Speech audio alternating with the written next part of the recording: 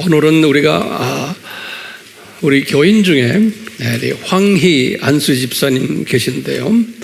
저희 교회에 오랫동안 총각 때부터 우리와 같이 사역하는 우리 안수 집사님이신데 어디 계세요?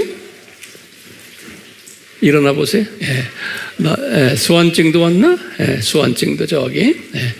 이렇게 저분들 스토리를 간단히 제가 설명을 좀 해드리려고 그래요. 우리 잠깐 이 앞으로 나오세요. 시간 없는데 빨리빨리 걸어 나오세요. 우리 수완증도 미얀마 따님인데요.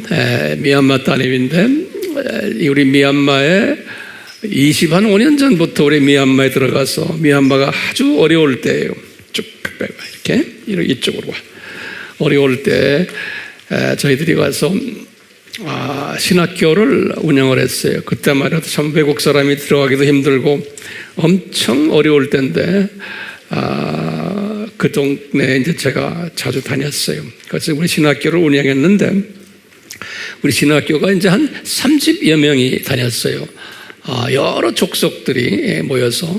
그래서 이제 3년 훈련시키고는 졸업시키고 저 2차 그룹들이 또 나왔는데 우리 여기 수완찐이 이쪽 갈 거예요. 우리 수완찐이 2차 그룹 멤버예요. 그런데 한국말 좀 다 알아들어요. 똑똑해요. 근데 이 그룹 중에서 여기 미얀마는 족속이 한 150개 정도의 족속이 있는데 그 중에 가장 똑똑하고 기독교가 가장 활발하게 움직이는 족속이 한 족속이요. 어느 족속이나 꼭 주님께서 그런 족속 하나를 만들어내요. 그게 왜냐하면 그 족속을 통해서 미얀마도 복음화가 앞장서는 일을 항상 해왔어요. 어느 나라나 똑같아요. 근데 그 미얀마의 족속이 뭐냐면 친족이라고 그래요. 이제 이 자매가 친족인데 친족들이 아주 똑똑하고 머리 좋고 우리 한국 사람과 비슷해요. 그리고는 복음에 열정이 있고요. 그런 가운데 저희 학교 이제 공부를 한 3년을 공부를 해요. 먹고 자고 하면서 거기서 같이 살면서 하는데요. 그럴 때 이 자매가 그 학생들 중에서 우리 복 목사님 같아요. 항상 서브 잘하고 아이들 뒷바라지를 잘하고 해서 그래서 우리가 굉장히 이뻐했어요. 여자매를 이뻐했는데 우리 황희 안수 집사님이 나이가 좀 있는데 총각이었어요. 그래서 한 40살이 됐을 때도 제가 항상 장가 좀 가라. 그러면 아이고 뭐 한국 여자가 별로 마음에 안 든대요. 죄송합니다. 그래서 장가를 안 가는 거예요. 그래서 제가 미얀마를 데려갔어요. 한번 데려가가지고 거기에 이쁜 자매들 있는데 거기에 이제 우리 담당하는 우리 팀들이 그러는 거예요. 요 자매가 가장 그 중에 괜찮은 자매래요. 성품도 좋고 모든 부분에서. 근데 키는 조그마죠. 괜찮아요. 그 당시에는 이렇게 살이 안 쪘어요. 한국에 와서 이렇게 살이 쪘어. 여자들은 나이 들면 이렇게 살이 찌는 모양. 그러더니 이제 황희 집사님을 제가 이렇게 같이 가서 이 중에 마음 드는 애 있느냐니까 뭐 하도 많으니까 이러대. 그래서 이제 요 자매를 소개해 줬어요. 그랬더니 그냥 낚아채는 거예요. 그래서 결혼하게 됐어요.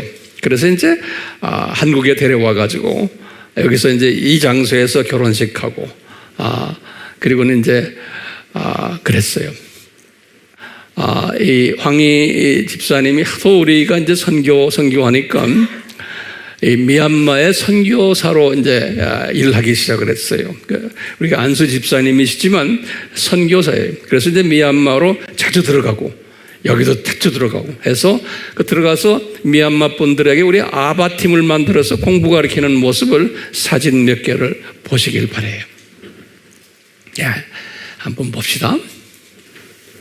이 사진은 제가 오래전에 미얀마에 갔을 때 지금 이쪽 팀하고는 관계가 없어요.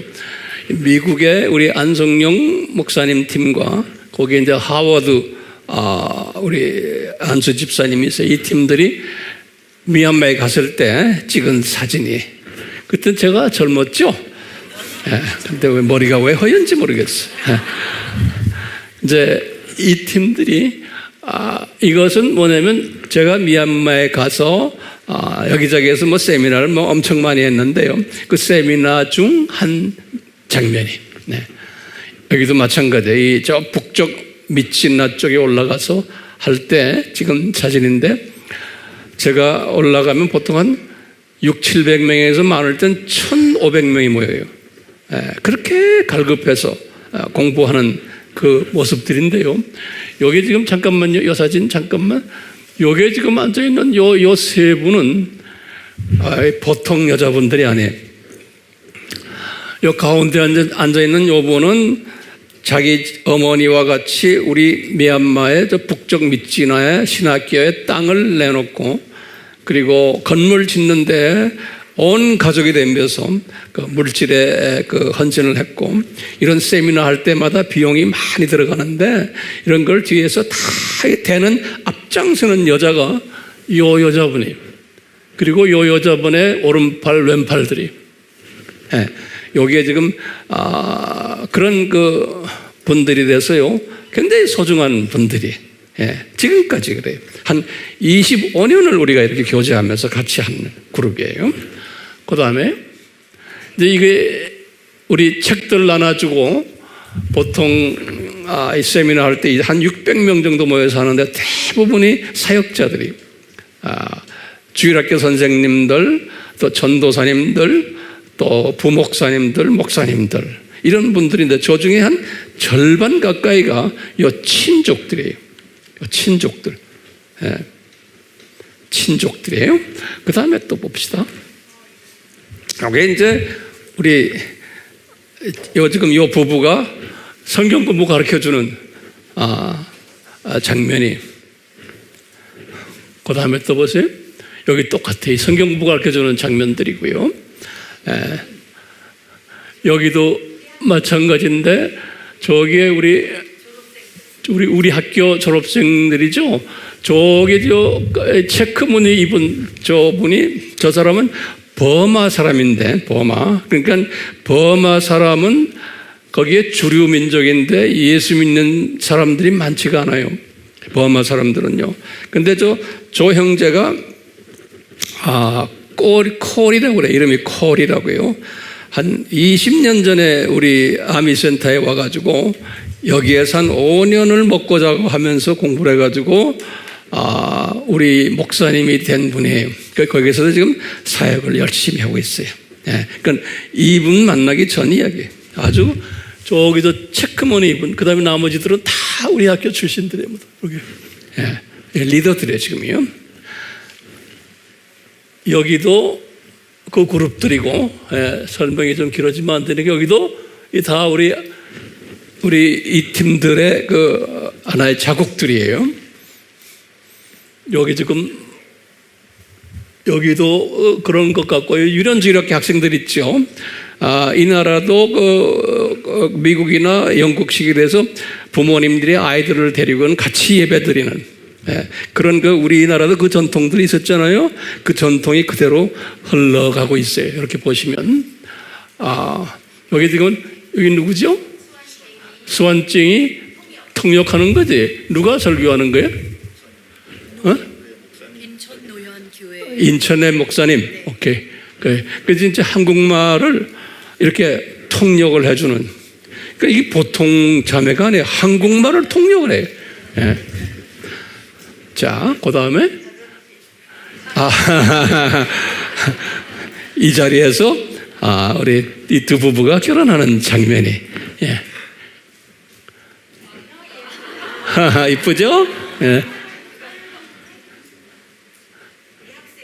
우리 학생들이고, 여기 이제 됐어요. 우리 박수를 좀 쳐주세요. 감사합니다. 지난 시간에 인도 모습을 보여줬는데 그 사진 몇 장이 빠졌어요.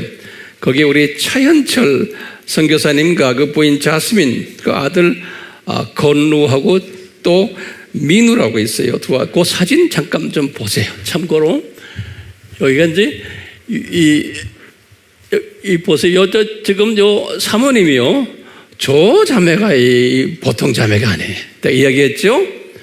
인도에 완전히 미친 자매. 근데 부모님을 제가 몇 번 뵀는데 부모님은 믿음이 없는 분들이에요. 그런데 저렇게 그냥 인도 사람들에게 그 오지에 헌신하는 저런 자매가 있어요. 그 열매가 엄청 맺어진 거예요. 그 다음에 이제 이분들이 번역한 이게 뭐죠? 종교의 기원이죠. 이 언어를 이분들이 영어, 힌두어, 타밀어, 여기 다 이런 언어로 번역을 해가지고 지금 이걸 수없는 그 부스를 인도에 지금 배포하는 일을 우리 이 선교사님들이 하고 있어요. 문서요. 여기 보이죠? 문서들. 이게 다 그 문서들이. 그래서 이제 이 문서에 여러분들은 기도와 또 물질로 계속해서 참여하시면 주님이 기뻐하시겠죠? 자, 이제 계속해서 우리 이스라엘 시리즈를 할 터인데요. 이스라엘 시리즈는 앞으로도 한참 더 많이 해야 될 것 같아요. 오늘도 중요한 이스라엘 시리즈를 주님이 주셔서 이 부분을 우리 같이 나누려고 그래요. 우리 항상 이야기하지만 하나님의 나라라는 그 뜻 알죠? 그러면 우리가 이 하나님의 나라를 이야기하면서 신비를 제가 5대 신비를 말씀하셨는데 더 성서에는 정확하게 신비라는 단어가 들어간 것이 3대 신비예요. 그 3대 신비가 첫째 무슨 신비였죠? 하나님의 신비에. 근데 그건 단수로 되어 있어요. The mystery of God이에요. mystery of God. 그래서 헬라 말로는 무스테리온 그래요. 무스테리온. 그 헬라 말로 그렇게 됐어요. 온 하면 단수예요. 무스테리온. 그런데요, the mystery of 하나님은 God 그런 거예요. 그게 첫 번째고요. 두 번째 미스터리는 그것도 단수예요. The mystery of Christ. 그리스도의 신비. 우리 이렇게 배웠잖아요. 그 다음에 세 번째는요, 이건 복수로 됐어요. Mysteries of Heaven 그랬어요. Kingdom of God 그랬어요. Kingdom of Heaven 또는 Kingdom of God. Mysteries of 이렇게. 이제 그래서 제가 일부러 그렇게 단수 복수를 이야기하는 이야기가 의미가 있어요. 잠깐 여기 보시면 여기다 한번 우리 다 알다시피 하나님의 나라라는 건 뭐죠? 저 세상, 이 세상, 그 다음에 저 세상. 이걸 하나님의 나라라 그러잖아요. 근데 첫 번째 미스터리라는 말은 웬만한 사람의 이성과 지성 가지고는 소화를 못한다라는 의미가 신비라는 뜻이에요. 미스터리. 그러니까요, 아무리 교회를 다니지만, 아무리 신앙생활을 오래 했지만, 이 미스터리는 바울도 한 20년 동안 소화를 못했어요. 이와 같이 대부분의 하나님의 자녀들은 오늘 이 시간에도 소화를 못하게 돼 있어요. 그런데 때가 되면 하나님의 은혜로 이 미스터리를 소화하는 사람이 있어요. 이제 우리 AMI 팀들은 그 팀이 되기를 소원하는 마음으로 제가 수천 번을 이 이야기를 하는 거예요. 근데 놀랍게도 분명히 여러분들은 남은 자 그룹들이에요. 이 미스터리를 소화하는 그룹들이에요. 그렇기 때문에 제가 좀 마음을 편하게 가지고는 더 자세히 설명을 할 수 있어요. 이것을 받아주질 못하면 제가 말을 할 수가 없어요. 그래서 항상 제가 이렇게 체크를 하는 거예요. 그러면서 이제 우리 웹에 들어와서 유튜브에 들어와서 댓글을 다시는 분들 계시죠? 내가 그래서 항상 그 댓글을 제가 읽어요. 댓글 읽을 때마다 아하, 이 미스터리를 소화하는 분들이구나. 이분들은, 이 댓글 다는 분들은 미셔너리라고 난 보고 있어요. 전도자들로 난 보고 있어요. 왜냐? 내가 먹은 것을 성령님의 감동에 의해서 그냥 아멘, 뭐 할렐루야 이 수준이 아니고 자세히 자기가 깨달은 것을 영감을 가지고 거기다 글을 쓰는 사람들이 있어요. 대부분이 그래요. 그런 사람들은 딱 보면 그분들의 글을 통해서 많은 사람이 일구는 감동을 받는 거예요. 그러니까 황 목사님의 설교 플러스 그 설교를 어떻게 내가 소화했나를 글로 쓰는 사람들이 있어요. 누군지는 모르지만요. 근데 전혀 안 쓰는 사람도 있어요. 그 게을러서 그래요. 내가 볼 땐 게을러서 그래요. 세상 사람들도 세상 좋은 인포메이션 받으면은 좋다 나쁘다 글 쓰는 사람들을 뭐 수천 명, 수만 명이 막 댓글 다는데 이 엄청난 복음을 받고도 이 꿀먹은 벙어리들이 엄청 많아요. 그러니까 주님 앞에서 볼 때 저는 아하, 그렇구나 라고 그냥 보는 거예요. 그러니까 귀찮으니까요. 그 귀찮은 수준인 사람들이 굉장히 많아요. 그런데 계속해서 쓰는 사람들이 있어요. 내가 보면요. 누군지 모르는데 그게 복 있는 사람이에요. 왜? 그분들을 통해서 성령님이 역사를 하셔서 여러분들 그런 분들이 쓰는 글 하나에 감동을 받아가지고 주님을 찾는 사람들, 더 가까이 가는 사람들 분명히 있어요. 그렇기 때문에 이 댓글 사역은 이건 미션 사역이에요. 미션 사역. 자, 똑같아요. 이런 사람들은 미스터리를 알기 때문에 댓글에다 쫙 설명을 해요. 어떤 때 보면 내가 깨닫지 못한 부분들도 막 써놓은 사람들이 있어요. 댓글에다가 보면 내가 주님 감사합니다. 내가 은혜를 받아요. 자, 보세요. 우리 한번 정리를 간단하게, 이게 굉장히 중요한 부분이니까요. The mystery of God은 무슨 말이에요?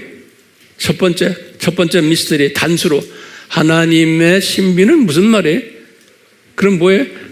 창세전에 십자가를 준비했다는 그것이 미스터리 오브 갓인 거예요.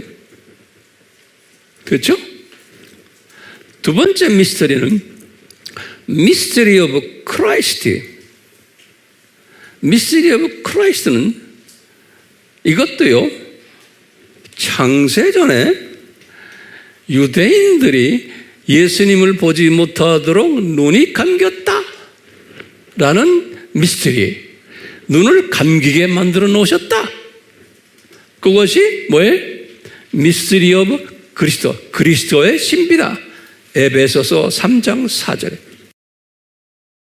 요 미스터리, 우리 이거 다 배웠죠? 세 번째 미스터리는 뭐냐면 예수님이 말씀하시는 거예요. 마태복음 13장에서 13장 7절에서 이렇게 말씀하세요. 마태복음 13장에 그 7가지의 비유들 있죠? 그 비유요. 그 비유가 뭐냐면 Mysteries of Kingdom of Heaven 그랬어요. 예수님이 말씀하시기를 복수로 써요. Mysteries of, 한국말로는 천국의 신비 이렇게 단수로 써놨어요. 한국말 번역책은요. 아니, 천국의 신비들이에요. 그러니까 그 단수냐 복수냐가 굉장히 중요한데 우리 성경인 그게 빠져 있어요. 그렇기 때문에 빠져도 괜찮아요. 그런데 이렇게 우리처럼 자세히 알려는 사람한테는 절대적으로 중요한 거예요. 그 말은 뭐예요? 세 번째 천국의 신비들, 그런 말은 뭐예요? 이 세상 7,000년이 어떤 모습이다라고 설명해 주는 것이 이 세상의 신비들이에요. 마태복음 13장에 그 쭉 나오는 비유들이. 이것도 예수님이 분명히 말했어요. 그 13장에서 뭐라고 그러냐면 이 비유는 아무나 하나님의 자녀라고 그래서 아무나 다 내가 주는 게 아니다.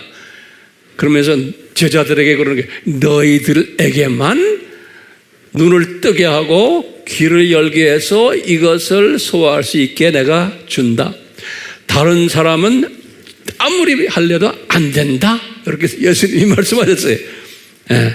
그러니까 이 미스터리는, 이거는 특별히 예수님의 그 장중에서 허락받은 사람만 이걸 소화할 수 있는 거예요. 예. 이건 우리 정대원이 됐어요? 세 가지 미스터리들이에요. 자, 그런데요. 이제 오늘 제가 이제 설명할 게 뭐냐면,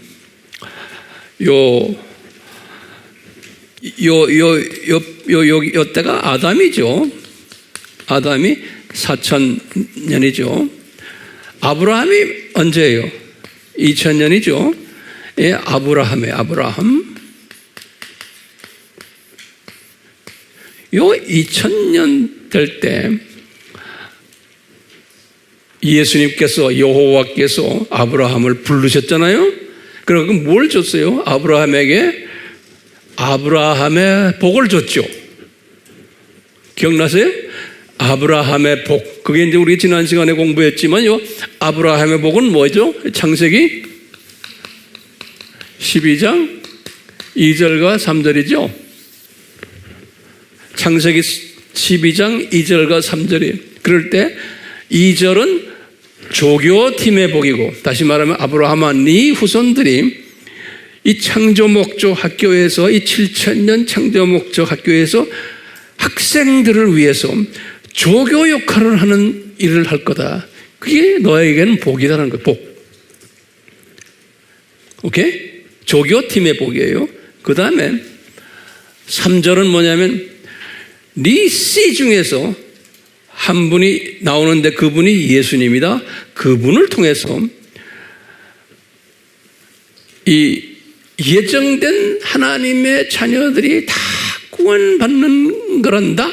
그러는 거예요. 다시 말하면 아브라함, 네 씨를 통해서 예수님이 이 세상에 나오실 텐데 그분을 통해서 모든 하나님의 자녀들이 구원받는단다. 이것이 교장 탄생의 복이라 제가 이렇게 말한 거예요. 그렇죠? 예. 그런데 그러다가 이제 이삭 때도 이 아브라함의 복을 주셨고, 야곱 때도 아브라함의 복을 똑같이 4번 줬다고 우리 지난 시간에 공부했잖아요. 그런데 야곱이 이제 우리 지난 시간에 우리 봤지만, 에서가 이제 야곱을 살인 위협을 했죠. 예? 이제 그걸 하나하나 지금부터 좀 적어 놓으세요. 요 순서가 있어요. 그래서 여러분들 가르칠 때도 똑같이. 에서가 이제 어떻게 했어요? 죽이려고 그랬어요. 에서가 죽이려고 할 때 이제 야곱이 어디로 피했어요?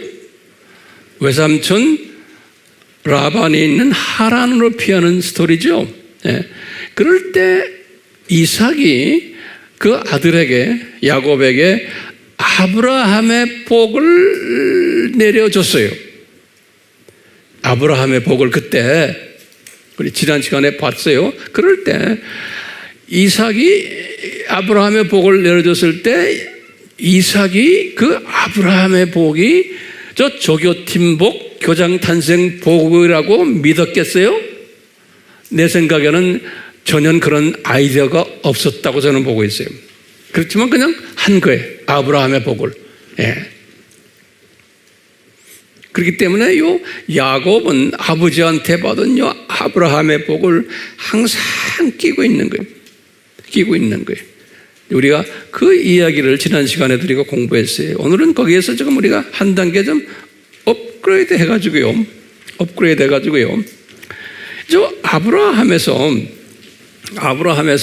이제 1500이 모세죠? 모세요. 그러다가 이제 700년 됐을 때 이사야를 이야기하는 거예요, 지금 내가요. 700년 됐을 때 이사야에게 메시지를 주신 것이 이사야서예요. 그 이사야서는 성경에서 엄청 두꺼운 책이 66장까지 있어요. 이사야서가요. 그 이사야서는 구약에서는 굉장히 중요한 하나님의 말씀인데요. 오늘 이사야서를 잠깐 제가 간단히 여러분들에게 좀 알려드리려고 그래요. 이사야서는 1장에서부터 39장까지 가요. 이게 한 섹션이, 그래서 이제 우리 신학자들은 이것을 한 섹션으로 보고 있어요. 그 두 권으로 보고 있어요. 또 이쪽에 40장부터 66장까지는 두 번째 섹션으로 보고 있어요. 그러니까 잘 이거 소화하셔야 돼요. 근데 이사야에게 메시지를 주셨을 때, 이제 예수님께서 이사야 1장부터 39장의 메시지는 뭐냐면요. 저 이사야 시대 때부터 700예요. 이사야 시대의 전후로 해서 이 북이스라엘과 남유다가 722년 사건, 586 사건 기억하시죠? 이 사건에 관한 스토리를 쭉 쓴 것이 요 1장에서부터 39장이에요. 요게, 다시 말하면 구약 스토리인데, 이스라엘 사람들이 창조 목적을 위배했기 때문에 요 아랍 팀들에게 혼쭐을 받는 이야기. 이 이사야는 586 때는 없었어요. 그런데 586의 예언까지 했어요. 이사야가 722년 아수르 사건 때는 그분이 계셨는데, 이 아수르 북이스라엘이 망할 것을 다 예언하시고 실제로 망한 것에 대해서도 다시 쓰고, 그 다음에 장차 586 바벨론 느부갓네살 왕에 의해서도 남쪽이 망한다는 얘기까지 다 기록했어요. 이사야가요. 그래서 여기 39장까지 딱 기록하고는, 그 다음에 이제 이사야서는 40장부터가 굉장히 중요해요. 그래서 이게 터닝 포인트예요. 이 터닝 포인트. 한국말로 뭐죠? 분기점이 40장부터 이제 신약으로 들어오는 거예요. 이제 예수님의 초림 사건을 보고서는 그때부터 이제 앞으로 어떤 일들이 벌어질 거다, 이스라엘을 통해서 하는 것을 쭉 설명하는 것이 40장부터예요. 그래서 66장까지, 이 마지막 66장까지 가면 새하늘과 새 땅, 아주 나중에 천년왕국 다 나와요. 그러니까 나머지 쫙 저쪽의 스토리들은 요 40장부터 시작이에요. 지금까지 잘 따라오시죠? 예. 그런데 40장을 시작하시면서 첫 말이 뭐냐면, 이사야에게 이 1절부터 5절이 너희를 위로해라 그러는 거예요. 근데 이사야한테 말한 게, 너희는 누구께? 이스라엘 사람들을 위로해라. 그동안 고생 직사되게 했던 자, 누굴 위해서 고생한 거예요? 이 사람들이 우리 이방인 하나님의 자녀들의 창조 목적의 중요성과 절대성을 가르쳐주기 위해서 그렇게 고생을 한 거예요. 그러니까 예수님이 그러는 거예요. 이사야야, 네 팀들을 위로해주라. 너희는 내 백성을 위로해주라. 다시 강조하는 거예요. 그러면서 여호와 하나님이 말하노라, 이렇게 딱 하는 거예요. 예? 고생했다. 이제 그러면서요, 너희 그녀여, 이 여자라고, 여자. 왜 여자예요? 우리 계시록 12장 1절에 보면 해 옷을 입은 여자 아니에요? 그래서 이스라엘을 여자로 보는 거예요. 똑같이 그녀 예루살렘에 다정하게 말해줘라. 그리고 외쳐줘라. 그러는 거예요. 그녀의 싸움이 다 되었다. 그때 이 싸움이란 말이 무슨 말이? 그녀가 우리에게 이 창조 목적의 중요성과 절대성을 가르치기 위해서 이 고생을 아수르 사람들과 전쟁에서 고생했고 바벨론 사람과 고생했고 한 이 모든 싸움에, 그러니까 여러분들이 성경을 읽을 때 이 싸움하면 이것이 영적 싸움이었구나. 우리에게 이 메시지를 주시려고.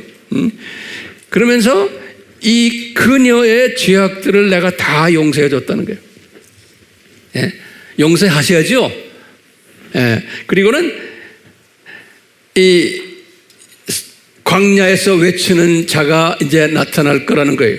뭐냐면 그 세례 요한을 지칭하는, 나중에 세례 요한이 직접 나타났을 때 이 말씀을 인용을 해요. 이때 예수님이 이사야에게 하셨던 말씀이에요. 왜 이제 예수님이 나타날 거다라는 거예요. 이제 너희들 고생 많이 했다, 구약시대에. 그러니까 이제는 예수님이 그 영광을 가지고, 예수님은 참빛이죠. 그러니까 예수님이 그 영광을 가지고 나타나실 거다. 그러니까, 그러니까 구약 4,000년이 이제 끝내갈 거다, 앞으로. 그런데 지금 지금 이게 700년 주전이죠. 그러니까 앞으로 300 몇 년 더 있어야, 700년 더 있어야 돼요.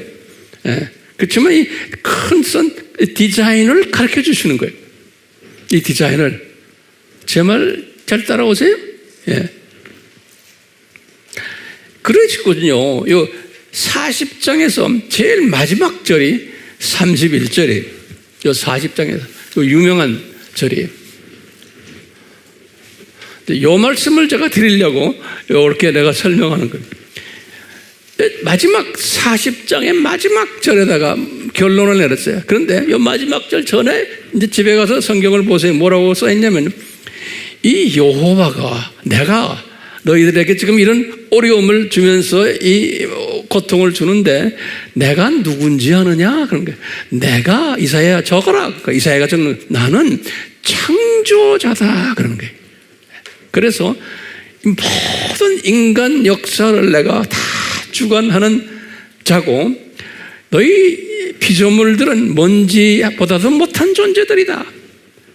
그러면서 이사야가 그걸 쫙 적어놨어요. 예수님의 그 창조자 되시고 역사의 주관자 되시고, 그러니까 모든 지금 이스라엘의 이 역사를 722, 586 이 모든 것도 다 내가 주관한 거란다라는 거예요. 분명한 목적을 가지고. 그 목적이 뭐예요? 하나님의 자녀들에게 창조 목적의 중요성과 절대성을 교육시키기 위해서. 자, 그러면서 뭐라고 그러냐면, 결론을 그래요. 오직 주를 앙망하는 자는 자기의 힘을 새롭게 하리니 독수리처럼 날개로 치솟을 것이요, 그들이 달려도 피곤치 않고 걸어도 곤비치 아니하리라. 요 말씀을 딱 하셨어요. 그럼 여러분들 이게 무슨 뜻이에요? 이 40장 제일 마지막에 이게 무슨 말이에요? 요 앙망한다는 말에 우리가 초점을 맞춰야 돼요. 그래서 제가요, 앙망한다는 말, 이게 한국말로는 번역이 시원찮아요. 그런데 그래서 내가 좀 여러분들에게 이 원어를 적어드린 거예요. 이 원어는 이 구약이니까 히브리 말이에요. 히브리 말로 뭐라 되냐면 K가 아니고 Q예요. 그러니까 발음을 Q예요. 카바하, 이거 H에 하, 그러니까 카바 이렇게 되면 카바 이렇게 하는 거예요. 그 뜻은 뭐냐면, 제가 이렇게 쭉 해서 그 사전을 들여다보니 카바란 뜻은 이렇게 됐어요. To expect, 이게 한국말로 뭐예요? 기대한다 그런 거예요. 또 to wait, 기다린다 이런 뜻도 있고요. 그 다음에 to look for patiently, patiently란 말이 뭐예요? 인내하면서, 참으면서, 인내하면서 기다린다, 기대하고 있다 그런 거예요. 인내하면서 look for patiently. 또는 뭐냐면 to hope, 소망을 가지고 이런 뜻이 또 있다는 거예요. 그 다음에 또 to be confident, confident란 말이 뭐예요? 한국말로 그게 확신을 가지고, 믿음을 가지고 그런 뜻이에요. 믿음을 가지고 기다리고 있다는 거예요. to trust, 믿음을 가지고 이런 뜻이라는 거예요. 요 과바란 뜻이, 다시 말하면 앙망이라는 뜻이 이런 뜻이라는 거예요. 그러면요, 정확하게 한국말로 번역하면 뭔지 여러분들은 각자가 알아서 하세요. 다시 말하면 이게 무슨 뜻이냐면요, 지금 요 때 이야기하는 거예요. 요 700년 요때 지금 이야기하기를 이제 예수님이 이제 오시는데 이제 이런 어려운 가운데 너희들 위로받아라 하면서요. 너희들 오직 여호와 예수님을 앙망하는 자는, 그러니까요. 이 뜻은 뭐냐면 이 모든 역사를 주관하시는 분이 예수님이시다라는 뜻이에요. 그 앞에 이제 쭉 밑에 절들을 보면 아까 내가 말했죠. 그 예수님이 창조자다라고 그랬죠. 이분이 모든 역사를 주관하신다고 그랬죠. 그러니까요, 이 이스라엘 사람들아, 이제 지금 이사야가 지금 예언 받아서 쓰는 거예요. 이스라엘 사람들아, 너희들 이 어려운 가운데 있는데, 너희들 이 앞으로 오실 예수님, 여호와, 그 여호와를 기대하면서 이분이 꼭 오실 것을, 이분이 우리에게 소망을 주시는 분이심을 기대하면서 기다려라, 그런 뜻이에요. 앙망한다는 뜻이에요. 기다려라. 그러니까 그냥 기다리는 게 아니고 앞에 밝은 앞이 예수님이 영광으로 오실 것을, 그러니까 우리 같으면 교장 선생님이 이제 오실 것을 기다려라, 이런 말. 자, 이런 생각을 하면서 제가 이제 오늘 말씀을 좀 이어가려고 그래요. 그러니까 앙망한다는 말 해석이 됐어요? 그러면 우리가요, 야곱에 대해서 잠깐만 좀 다시 간단하게 봐요. 자, 이 야곱이 형 에서에게 2번 거짓말을 했어요. 창세기 27장 35절에서 36절에 기록이 되어 있어요. 뭘 2번 거짓말했냐면 장자권을 빼앗았고, 두 번째는 장자의 복도 빼앗았어요. 자기 형한테서. 그래서 형이 화가 나가지고 살해, 죽이겠다는 결심을 했기에 창세기 27장 41절에 그런 말이 있어요. 그래서 이제 리브가가 자기 남편 이삭에게 말하는 거죠. 저놈을 우리 피신시키자. 그래서 라반 외삼촌 집에 보냈죠. 그래서 이제 언제까지 피신시키느냐? 형 에서가 화가 풀릴 때까지 피신시킵시다. 창세기 27장 44절에 그렇게 기록되어 있어요. 그래가지고 이분들이 무슨 이야기하냐면 그곳에 보내서 라반의 딸들 중에서 이제 며느리를 삼도록 합시다, 그런 거예요. 27장 46절 또는 28장 1절에 그런 말이 기록되어 있어요. 그렇기 때문에 이분들이 이렇게 말할 때 우리는 그냥 그 상황만 보지 말고 큰 그림을 보는 거예요. 아하, 우리 계시록 12장 1절에서 옷을 입은, 또 발은 뭐예요? 발 밑에 뭐가 있어요? 달.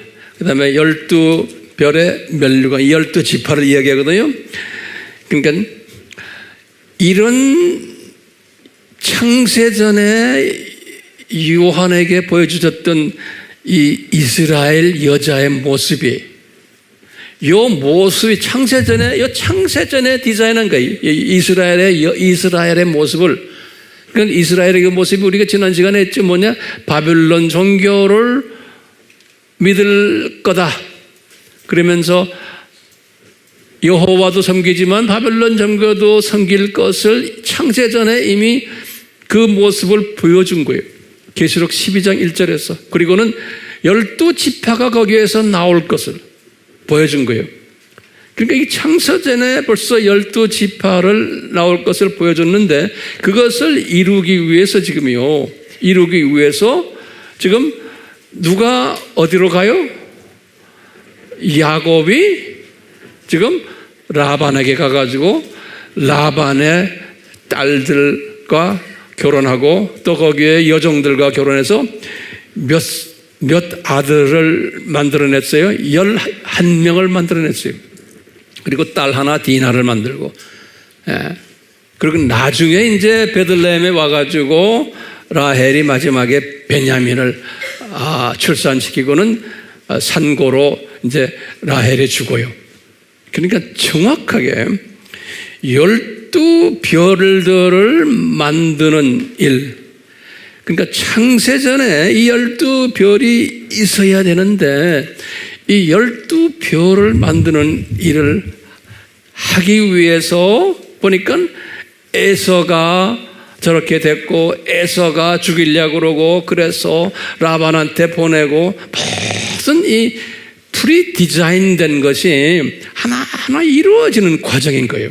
우리가 그런 걸 이제 보면서 우리 주변에서도 무슨 일들이 일어날 때마다 이것이 하나님의 어떤 디자인에 의해서 우리의 만남이 있고 이런 일들이 일어났나 항상 그런 시각으로 사물을 보는 연습을 할 필요가 있죠. 영적으로 깨어있는 사람은요. 왜? 예수님의 창조에서 우리의 삶이 지금 지배당하고 움직이고 있잖아요. 그러니까 예수님의 플랜 속에서 우리의 가정 일들, 사업 일들, 직장이고 교회 생활이고 모든 게 다 움직여 나가는 거예요. 참, 이럴 때, 이제 야곱이 자기 11아들과 딸 디나를 데리고 이제 고향으로 돌아오는 이야기예요. 돌아오다가 보니까 형이 400명의 자기의 팀들을 데리고 저쪽에서 온다는 소식을 듣고 야곱이 그냥 두려워가지고 죽을까봐 그래서 야복강까지 와가지고 야복강은 지금 이스라엘 땅보다는 그 옆에 있는 요르단 끝쪽에 있는 강이에요. 거기까지 와서 자기 딸들과 모든 선물까지 해서 먼저 강을 건너서 에서한테 가게 하고 자기는 겁나가지고 뒤에서 축 쳐주고 있는 홀로 있었을 때 그러니까 주님이 다 보시는 거예요. 너 지금 죽지 않으려고 홀로 거기 있지? 다 예수님이 보고 계셨다고 저는 보고 있어요. 그러니까 예수님이 씩 웃으셨을 거예요. 그러니까 예수님의 디자인이죠. 우리 삶도 똑같아요. 그럴 때 예수님께서 사람의 모습으로 성육신 하셔가지고 이제 이분에게 나타나신 거예요. 나타나셔서 지금 이분이 누굽니까? 야곱이죠. 야곱이 보니까 이분이 성육신 하신 예수님인 것을 알았어요. 그래서 이제 이분한테 매달리는 거예요. 밤을 새면서 뭘 매달리냐면 나에게 아브라함의 복을 내려주십시오 그러는 거예요.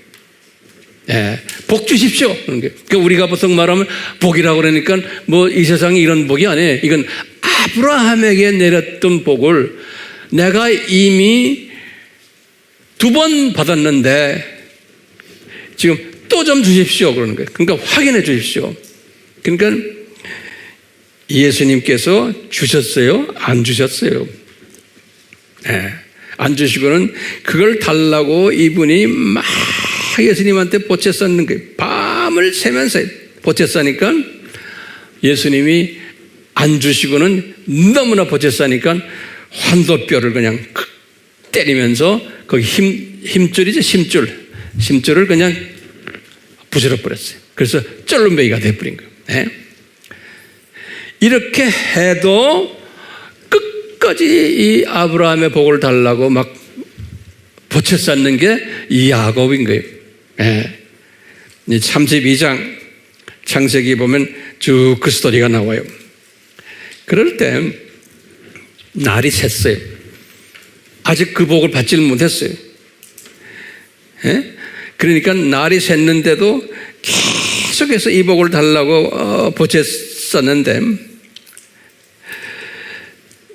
만약에 나에게 복을 주지 않으시면 여호와요, 나 여호와 바깥에 못 나가게 나 꽉 잡겠어요. 그러는 거예요. 예수님한테 그러는 거예요. 예? 그러니까 예수님이 속으로 씩 웃으시면서 행복하셨을 거예요. 예수님이 뭐라고 그러냐면, 얘야, 네 이름이 뭐냐? 물어보는 거예요. 네 이름이 뭐냐? 그러니까 이분이 야곱입니다. 그러는 거예요. 예수님이 다 아시면서 물어보죠. 야곱입니다. 왜 그럴까요? 네 이름 야곱이라는 이름 속에는 너는 뭐예요? 남을 네 이익을 위해서 속이는 사람이야. 예? 고작해야 네 개인의 욕심을 위해서, 네 개인의 성공을 위해서, 고작해야 네 가족들 위해서 남을 속여가지고 뺏는 이런 사람이다라는 것을 확인시켜주기 위해서 네 이름이 뭐냐? 그러니까 야곱입니다. 야곱입니다. 야곱이라는 뜻이 그런 뜻이거든요. 예. 우리가 이제 시각으로 보면 그냥 병아리 시각 정도 가진 사람, 고작해야 그냥 자기 주변, 자기 몸, 자기 가족의 복을 위해서. 그러니까 이 복을 아브라함의 복인데, 그것은 야곱은 어떻게 소화했냐면 자기와 자기 가족이 받는 복으로 생각한 거예요. 그래가지고 그걸 달라고 이렇게 그냥 밤을 새면서 보채는 거예요. 그러니까 예수님께서는 그걸 보챈다고 해서 깨달을 때까지 주겠어요? 안 주지요. 그러니까 밤을 새면서 하다가 두드려 맞은 거예요. 그러니까 예수님이 그러니까 네 이름이 뭐냐? 그러니까 야곱입니다. 그러니까 야곱이 왜 나를 이렇게 학대하면서 지금 축복해 달라고 하는데 주지 않고 이렇게 내 이름까지 물어봅니까? 그런 거예요. 그러니까 예수님이 뭐라고 그랬어요? 대답 안 해줬어요. 그러면서 하는 말이 그 유명한 말씀 하시는 거예요. 예수님 뭐 했어요? 얘야, 내가 이제부터 네 이름을 바꿔줄게. 네 이름이 뭐냐면 이제는 이스라엘이다 그러는 거예요. 지금부터 잘 들으세요. 조금 어려운 부분이에요. 네 이름이 이스라엘이다. 이제는 야곱이 아니고. 그러면서 절대로 지금부터 야곱이라고 부르지 말고 이스라엘이라 불러라 그러는 거예요. 너는 이스라엘이다. 우리가 지금 이스라엘 시리즈 하고 있죠. 이제부터 드디어 그전에는 히브리어 이름이 나오다가 이제 드디어 이스라엘이라는 이름이 등장하는 그 순간이 지금 이 순간인 거예요. 자, 그러면서 뭐라고 그러냐면 이스라엘이라는 뜻이 뭐냐? 모세가 적어놓은 거예요. 우리 개역 성경에는 그냥 하나님과 사람들과 그랬어요. 사람 단수가 아니에요. 사람들과 더불어 겨루어 이기었음이라. 이게 이스라엘이라는 뜻이라는 거예요. 다시 말해요. 하나님과 God and 영어로는 man 그래서 복수로 써놨어요. man 사람들과 더불어 겨루어 이겼느니라 그랬어. 그 의미가 이스라엘이라는 뜻이라는 거예요. 그러면 황 목사님 이게 무슨 뜻입니까? 그러면 하나님과 겨루어 이겼다는 것은 예수님과 밤샘 그냥 다퉈가지고 이제는 그 아브라함의 복을 뺏은 거예요. 이겼다는 거예요. 영어로는 prevailed 그래서 다시 말하면 뺏어왔다, 이겼다 이런 소리예요. 그러니까 달라고 왜 그랬냐면 계속 밤을 새면서 뭘 요구했냐면 나에게 아브라함의 복을 주십시오라고 덤벼들었거든요. 그러니까 그 복을 받은 것이 뭐냐면은 이겼다는 맛은 그 복을 받았다는 소리예요. 그날 이제 아침에 눈 떠가지고 받았다는. 그래서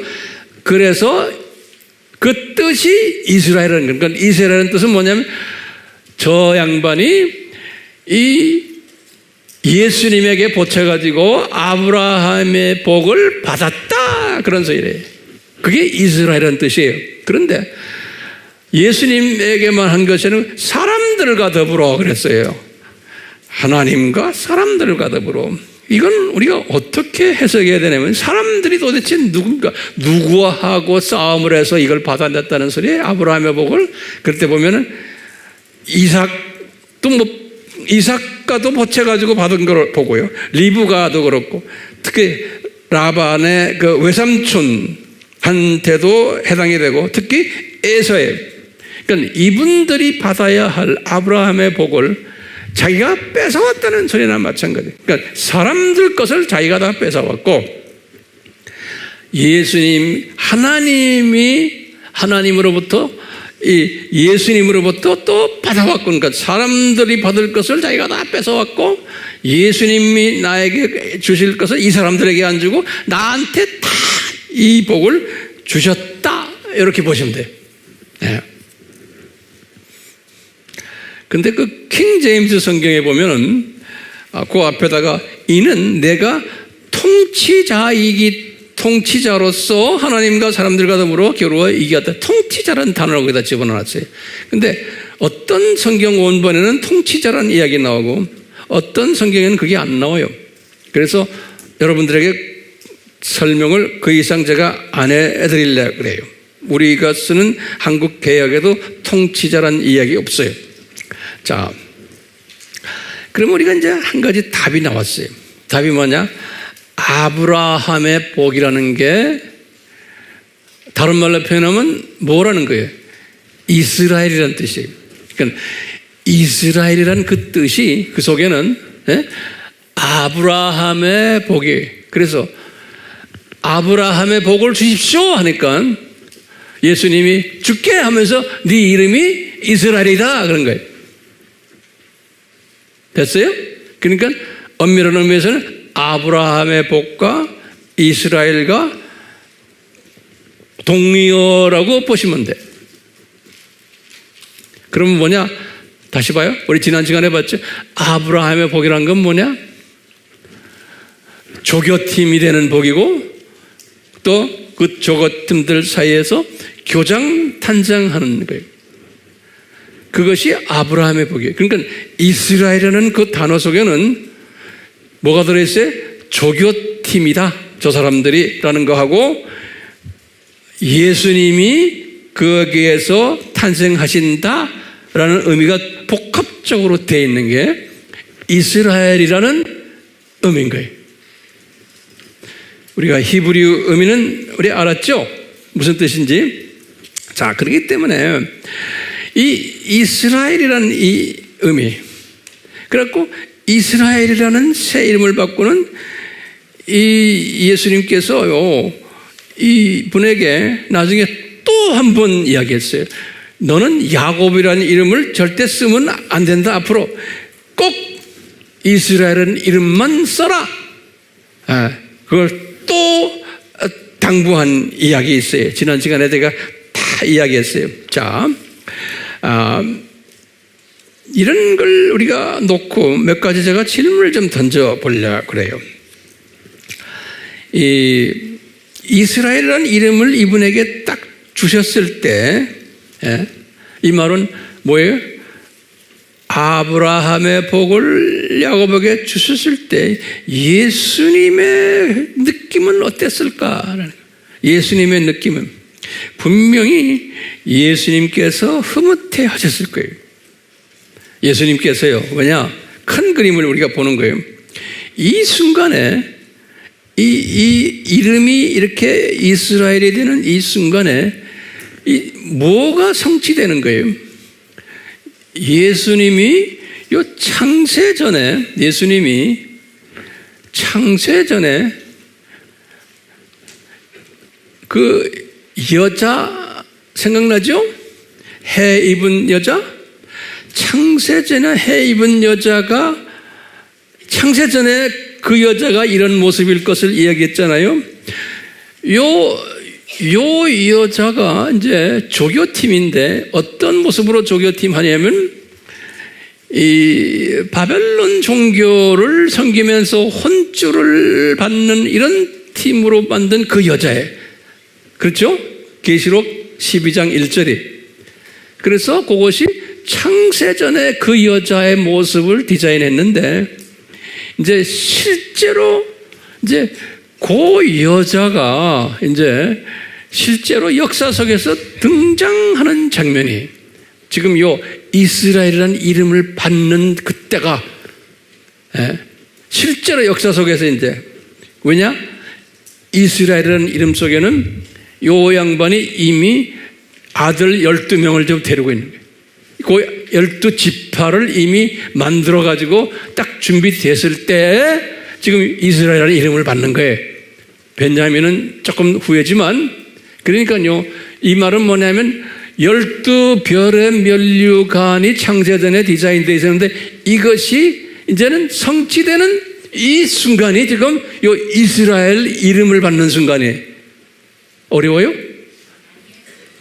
예. 그렇기 때문에 예수님의 입장에서 보면 창세전에 이 이스라엘과의 관계되는 이 모든 일들을 내가 디자인했는데 이제 제대로 이제 시작되는구나 라고 보는 거예요. 예. 예수님의 입장에서는요.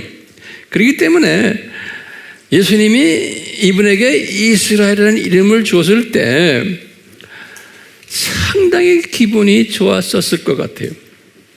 그런데 이 야곱의 입장에서 보면요, 이 복을 달라고 해서 복을 달라고 했는데 갑자기 이스라엘이라는 이름을 딱 받은 거예요. 이분이. 그러니까 야곱의 입장에서는 이게 혼돈스러웠던 거예요. 야곱의 입장에서는요. 네. 그렇기 때문에요. 야곱이 이렇게 볼 때 자기가 가지고 있는 이스라엘이라는 이 이름이 창세전에 디자인된 것을 몰랐던 거예요. 야곱의 입장에서는요. 예. 자, 이제 이런 걸 배경으로 깔아놓고 우리가 예수님의 입장을 우리가 결론적인 내가 말씀이 된지 지금부터 잘 좀 들어주세요. 예수님의 그 입장에서 보면은 예수님이 창세전에 이 이스라엘을 디자인하셨어요. 창세전에. 그 목적이 뭔가요?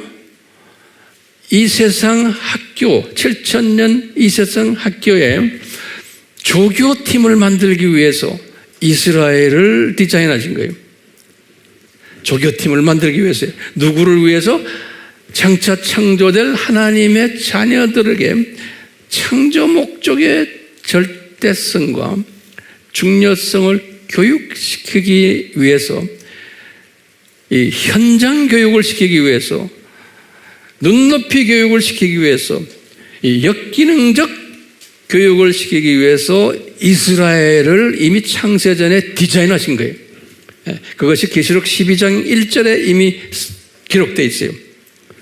그것뿐 아니라 요 이스라엘 이름 속에는 창세전에 뭘 또 디자인하냐면 계시록 12장 1절과 2절과 5절에 보면은 거기에서 사내 아이가 탄생하는 거예요.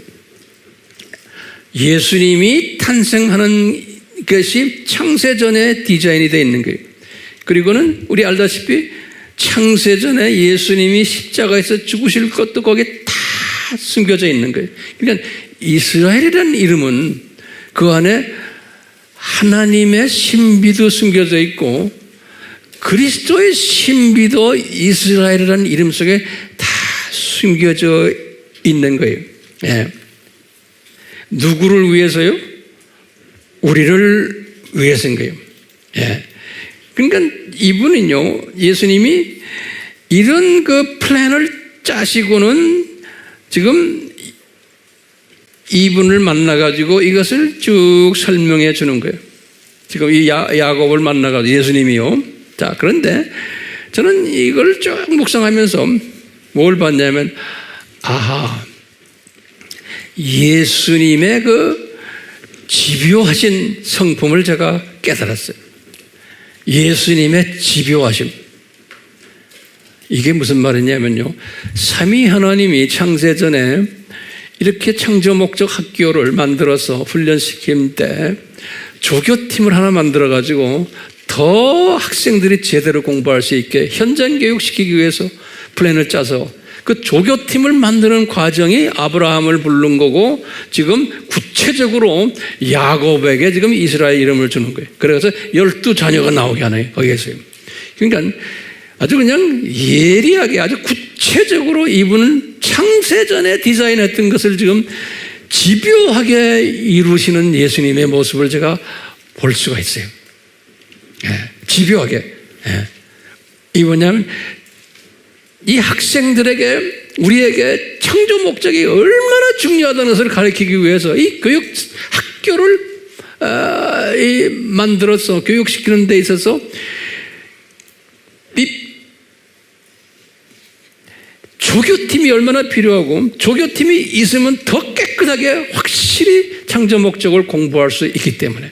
그리고 이분들이 실제로 제대로 안 하니까, 창조 목적대로 안 하니까 그 역사 속에서 구약에서 한 2000년 동안 보여주셨잖아요. 혼쭐 나는 거. 그러니까 우리가 그걸 보는 거, 이거 잘못 지키면 이렇게 혼쭐 나겠구나.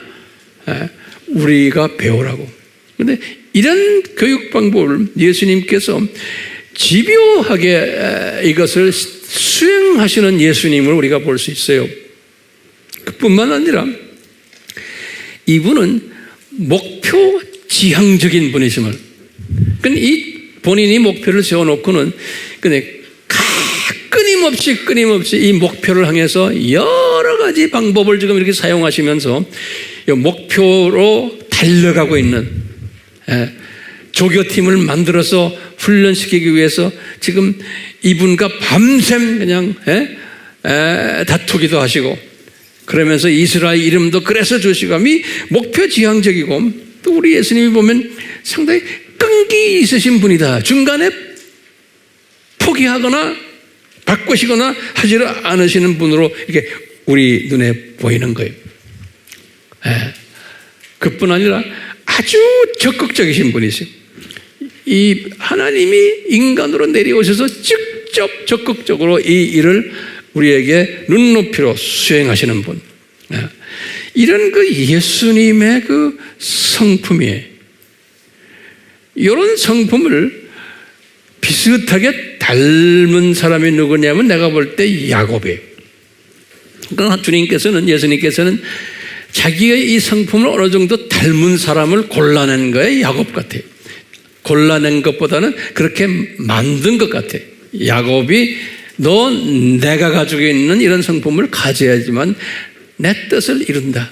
그러니까 이스라엘이라는 이름 속에는 이 하나님의 큰 뜻이 있는데, 이것을 이루는 사람들은 이 예수님의 집요한 성품이 목표 지향적이고 끈기 있고 적극적인 이 성품을 가져야지만 된다는 거예요.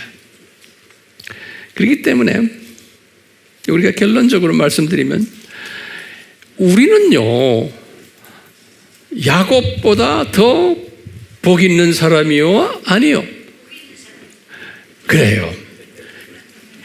우리 전도사님 말씀, 우리는 야곱보다도 훨씬 더 복이 있는 사람들이에요.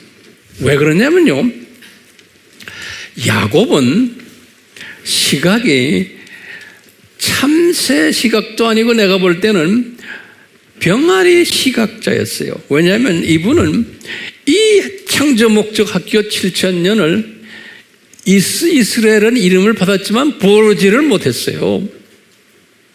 예수님이 이것을 쫙 설명해 주지 않았어요. 지금 야곱이 어느 시대예요? 아브라함의 1700, 800이었대요.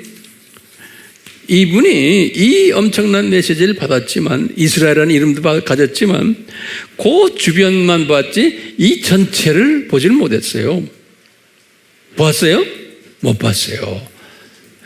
성경에 나오는 유명 인사들 다 그래요. 이사야는 약간 봤지만 우리처럼 보지를 못했어요. 모세도 마찬가지고요. 자, 그런 측면에서 볼 때 야곱은 무슨 시각자예요? 병아리 정도로 보시면 돼요. 그런데 이 이스라엘의 이름을 바꾸는 약간 뜬 시각에 참새 정도 시각은 가지고 계셨겠지만 큰 그 그림을 보지를 못했다고 저는 보고 있어요. 예. 똑같이 이사야도 여기 이사야 700년이죠. 이사야도 이 그림을 봤어요. 구약의 이사야 시대 때부터 시작을 해서 쭉 예수님 오실 때까지, 그 다음에 예수님 오신 때부터 해서 이 그림을 이분이 메시지를 받았기 때문에 이사야서 66장 65장은 천년왕국 이야기예요. 65장만 해도요. 이 그림을 이사야는 쫙 봤지만 우리처럼 봤겠어요? 우리처럼은 못 봤어요. 그렇지만 예수님이 이분에게 가르쳐 준 것을 쫙 적은 거예요. 이 내용을 적은 거예요. 네, 신약의 내용들을요. 우리가 아는 저 도표의 내용들. 우리처럼 이렇게 자세히 보지 못했잖아요. 그러니까 우리는 특별한 존재들임이 확실하죠? 예? 예. 근데 이사야한테 그랬어요. 이 유대인들을 보고요. 너희들 예수님을 앙망하라 그랬어요. 다시 말하면 지금 주전 700년에 예? 앞으로 700년 후에 오실 예수님을 기다리면서 지금 고통 속에 있지만 patiently 인내하면서 예수님을 믿음을 가지고 기다려라 그런 거예요. 다시 말하면 이 이스라엘 사람들, 하나님의 자녀들이 어려운 가운데서 구세주가 나타날 것을, 참 영광되는 빛이 나타났을 것을 기다려라, 그걸 앙망하라 그랬어요. 다시 말하면 이 어려운 가운데 구약의 이 이스라엘 사람들 보고 그래요. 너희들 어렵지만 너희들이 좀 있으면 해방을 당하고 이제 이 구세주가 나타날 것이다. 광야에서 외치는 자가 이제 나타나서 그럴 걸 외칠 거다라는 그 말씀까지만 해줬어요. 이것을 당시에 믿었던 사람들은, 다시 말하면 이것을 믿었던 사람들은 이 어려운 가운데서 새 힘을 받는다는 거예요. 그리고는 이 환경이 어렵지만 독수리가 날개를 치고 올라가듯이 그 당시에 어려운 모든 일들을 내가 지배하면서 치고 올라가서 발로 밟고 위에서 내려다본다는 거예요. 지배할 수 있다는 거예요.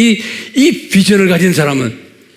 그러니까 우리는 이 세상에 잠깐 와 있는 학생으로서 이 문제들이 막 일어나는 것이 이거 나를 창조 목적에 적합한 학생으로서 훈련시키는 거구나 라고 믿으면서 이분이 교장 선생님이 곧 오시겠구나, 앙망하는 자는, 기다리는 자는, 그 호프를 가지고 그런 사람들은 그렇죠? 달려가도 피곤치 않고 걸어도 곤비치 않을 거다 그러는 거예요. 여기 다시 말하면 세계관을 예수님의 초림에다가 맞춰라, 가치관을 거기다 맞춰라, 이 역사의 주인 되시는 예수님께 맞춰라. 그러면 너희들 이런 사람이 된단다. 환경에 지배받는 사람이 아니란다. 붕 떠서 이 세상을 볼 때, 참새 시각으로 볼 때, 제가 여러분들에게 이런 말씀을 나누는 것은 우리 모두가 이런 사람이 되고 싶어서 그러는 거예요. 자, 그런데요, 내가 결론적인 말씀이에요. 우리는 지금 어느 시대 사람이에요? 우리는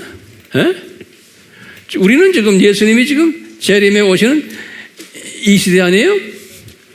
그러니까 우리는 어떤 시대 사람들인가 하면, 특히 우리 AMI 그룹들은 이 7000년을 한눈으로 보는 사람들인 거예요. 그래서 제가 이 7000년 얼마나 연습을 많이 시켰어요, 여러분들에게. 지금은 제가 좀 마음 놓고 이야기할 수 있어요. 우리가 그 수학 계산도 얼마나 했습니까? 아담 타락부터? 그리고 이 재림 이야기 많이 했잖아요. 여러분들은 이제 이걸 가지고서 여러분들이 제자들에게 가르칠 때 어떻게 뭘 가르치셔야 되냐면, 우리는 이 7,000년 이 세상을 우리는 아는 사람이다. 한눈으로 보는 사람들이. 그러니까 우리는 시각이 어떤 시각이 된 사람들이? 독수리 참새에서 벗어나서 새끼 독수리 정도는 된 사람들 같아. 그러니까 이 7,000년을 쫙 보는데 진짜 독수리 되면은 저 세상까지 다 보는 사람들이. 우리가 그 연습을 계속 하고 있죠. 예? 그러니까 이런 연습을 하는 사람은 누구의 성품과 같이 돼야 돼요? 예수님의 성품이에요. 예수님이 어떤 성품이에요? 이걸 우리에게 가르쳐 주려고 예수님이 끈질기고 변함없이 계속 목표지향적이고, 예? 열심이고 적극적이고 끈기 있고 우리가 이런 성품을 가져야지만 지금 이 세대의 사람들에게 독수리 시각자가 되도록 도와주는 일을 할 수가 있는 거예요. 네. 그러니까 조금 하다 말고 뭐 이런 게 아니고 예수님이 철저하게 이 플랜을 창세 전에 짜가지고 아주 그냥 목표지향적으로 이걸 예수님이 해오고 계시잖아요. 지금까지도요.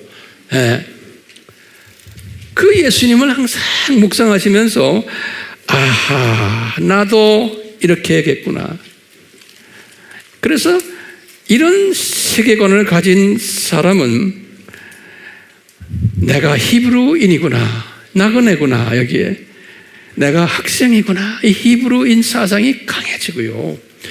이런 사상은 가진 사람은 팔복 사상도 강해지고 수직 계명 사상도 강해지고 수평 계명 사상도 강해지고 지상 사명 사상도 강해지게 되어 있어요. 그건 하라고 그래서 되는 게 아니에요. 이런 세계관을 가진 사람은 자기도 모르게 변해요. 성령님이 변하게 만드세요. 우리 다 이런 사람이 되기를 소원하면서 제가 오늘 설교를 마치려고 그래요. 다음 시간 또 기대되죠? 예. 예수님, 저희들에게 이 예수님의 큰 그 디자인을, 창세전부터의 이 디자인을 우리에게 조금씩 보여주시오니 주님, 성령님 감사합니다. 이렇게 한마디 들을 때마다 우리의 생각이 더 커지고 넓어지고 높아지고 깊어지고 길어지도록 주여 도와주시옵소서. 우리가 진정 우리 예수님을 이제 다시 오실 예수님, 이사야는 다시 오실 예수님이 아니었고 초림하는 예수님을 앙망하라고 이사야에게 말씀하셨잖아요. 이제는 우리는 다시 오실 예수님을 앙망하는 자가 되어서 이 모든 문제들, 주변에 있는 문제들을 그대로 독수리가 날개로 쳐서 올라가듯 우리는 그런 사람이 되어야 되고, 아무리 열심히 달려도 피곤치 않고 걸어도 곤비치 않는 그런 승리자들 되도록 주여 은혜 베풀어 주시옵소서. 예수님의 이름으로 기도드리옵나이다. 아멘.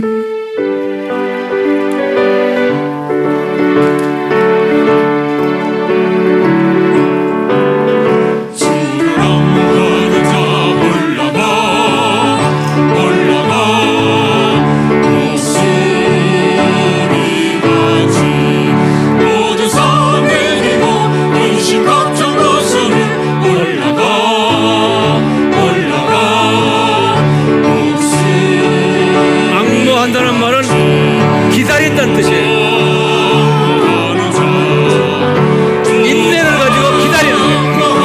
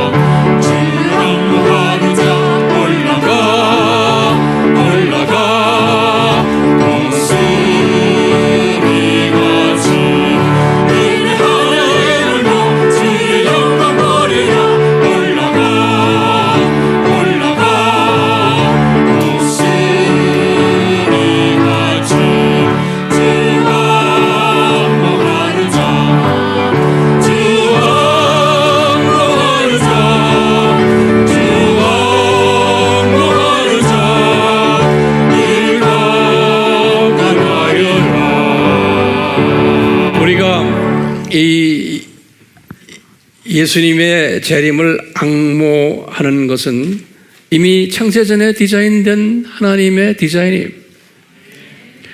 이 앙모하는 사람은 이 하나님의 예정된 예정 안에서 성령님께서 나의 자유의지를 발동케 하세요. 이 앙모하는 사람은요. 그래서 이 자유의지를 발동케 해서 주변의 많은 주님의 백성들에게 이 비전을 나눠주고 이분들도 앙모하는 자들 되게끔, 그러기 위해서 나의 자유의지를 주님께서 아주 강하게 만드셔서 목표 지향적으로 만들고 집요한 성품으로 만들고 적극성을 가지고 끈기 있게 이 추수꾼 반열에 참여하는 자가 돼요. 저는 그걸 확실히 믿어요. 그렇기 때문에 여기에 이 남은 자 그룹에 들어왔다고 믿는 사람은 벌써 달라요. 생각하는 게 이 목표 지향적이고 그냥 뛰어요. 그런데 피곤치가 않아요. 네. 예수님, 삼위 하나님, 성령 하나님, 우리를 도와주시옵소서. 주님의 재림을 외치는 추수꾼들이 되어서 주여 피곤치 않는, 곤비치 않는 비전아리들로 삼으시고 영광 홀로 받아 주시옵소서. 예수님의 이름으로 축원하옵나이다. 아멘.